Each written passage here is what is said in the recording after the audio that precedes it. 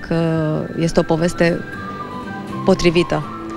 După care ei se implică, fiecare știe și rolul celuilalt și fiecare știe și dansurile celorlalți copii și trăiesc foarte în amănunt povestea. Eu o să fiu Daphne, rolul principal, care o salvează nunta prințesei Aurelia. Regele Șoarece vrea să distrugă toată bucuria și o încurcă nunta prințesei Aurelia.